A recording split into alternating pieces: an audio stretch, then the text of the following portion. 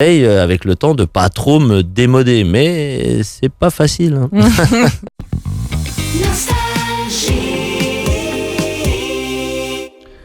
Bienvenue sur Nostalgie, bon réveil, c'est la fin de notre émission bientôt. Sandy, est-ce que tu aimes la vie ? Ah bah oui, j'aime la vie, Philippe. Est-ce que tu aimes la vie comme Florent Pagny ? J'adore la vie comme Florent Pagny. Bonjour Florent. Bonjour Florent. Bonjour. J'ai entendu sans disque. J'ai dit c'est normal, ça commence à être de moins en moins au niveau des disques.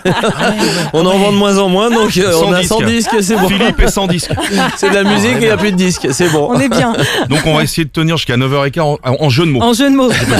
C'est une chanson. Si une chanson a le pouvoir de faire communier tout le monde en douceur, alors il faut... Sans disque, ça va lui faire la journée à Florent Pagny. Il a son... Ça me rappelle plein de choses. Faites gaffe, il y a un micro, c'est le truc de... Et puis votre canapé, il est pas mal. Faut lui apporter des petits coussins. L'album Aime la vie, Sandy. Oui, il fait partie des 10 albums les plus vendus lors de sa sortie, c'est énorme.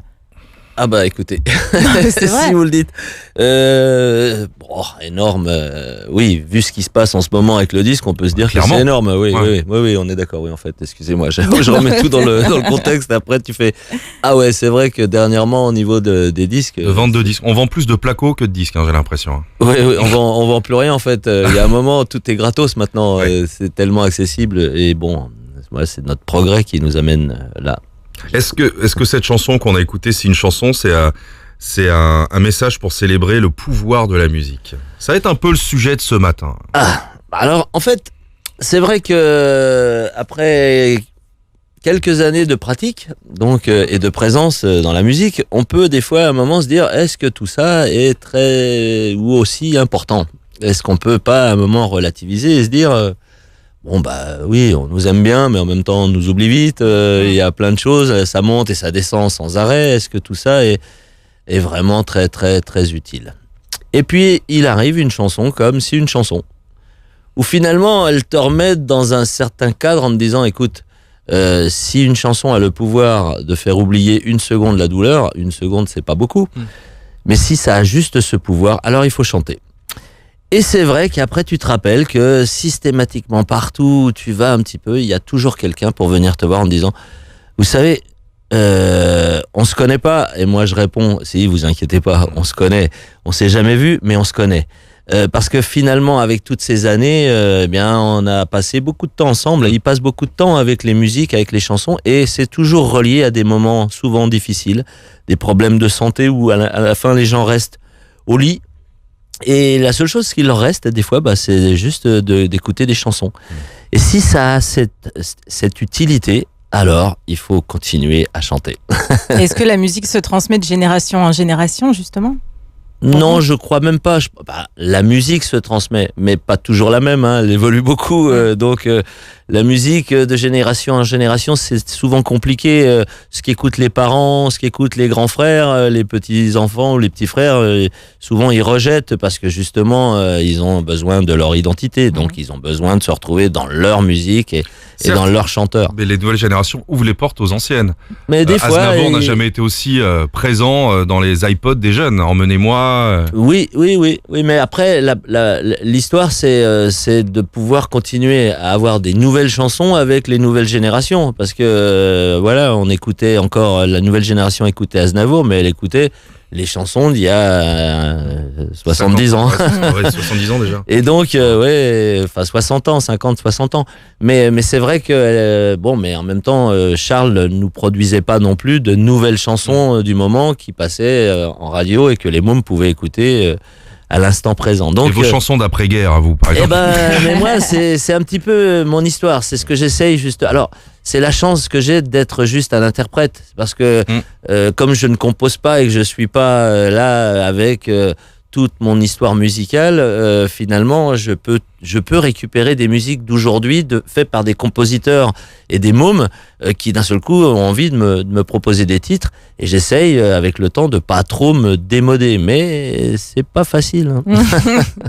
Si une chanson, c'est la chanson qu'on retrouve sur l'album Aime la vie, est-ce que ce titre, c'est le petit ou le grand frère de Chanter ? En même temps c'est chanter, c'est l'acte, et puis si une chanson, c'est pourquoi on le fait. C'est-à-dire qu'à un certain moment, c'est plutôt la chanson elle-même, est-ce qu'elle véhicule, est-ce qu'elle provoque. Chanter, c'était ce qu'on peut ressentir en le pratiquant. Donc c'est vrai qu'il peut y avoir C'est un en cousin, effet. moi, je trouve. C'est très, Ouais. on est d'accord, c'est très cousin. Ouais. Et oui. Bon. j'ai Non, senti c'est rien, que- on dit pas que vous n'avez Ouais. pas travaillé. Hein. Mais moi, de toute façon, je ne fais rien. Oui. Alors, à chaque interview, vous nous l'avez dit. Je reçois des musiques, je reçois des chansons et après. hop, Exactement. Et ça, c'est celle-ci, génial. en effet, je l'ai reçue au moment où je faisais le présent d'abord. Et elle rentrait pas du tout dans cette famille, mais en même temps, quand j'entends une chanson comme celle-ci, je me dis pas que je vais la laisser passer. Alors je la garde avec moi, et puis pendant 1 an ou 2, et puis quand un autre projet arrive, finalement, tu te dis ce titre-là peut s'intégrer. Alors en effet, il peut avoir une similitude avec chanter, et on peut se dire bon, ça va, on a compris, on sait que tu chantes et que tu Non, sais pas du chanter. tout, mais c'était un autre message. Mais, un message positif. mais c'est vrai que oui. Après, voilà, on retombe dans la même histoire du début, c'est est-ce que tout ça est vraiment utile? Oh, ça l'est quand même. Regardez, Ah oui. sur We Are the World, par exemple. Ouais. Cette chanson, elle a généré 63 millions de dollars pour l'aide humanitaire en Afrique dans les années bah 80. Si une chanson pouvait aider, elle l'a aidé. C'est une chanson qui a marqué son monde. Voilà. Sandy, il y en a Mais d'autres. enfin, on donne un exemple sur 3 milliards de chansons. Non, il y en a une autre. Non, il y a Après- U2, Sunday, Bloody Sunday aussi. À ce jour, elle a été interprétée plus de 600 fois par le groupe qui a pris pour l'habitude de dresser un drapeau blanc, symbole de la paix et de l'avant de la scène.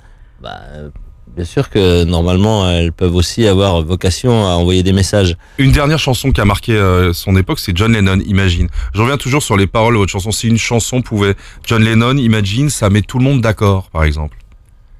Ah bah oui, si on comprend l'anglais, quoi. Il est aidant dans les interviews, Florent. Hein. Il est vachement aidant. Hein.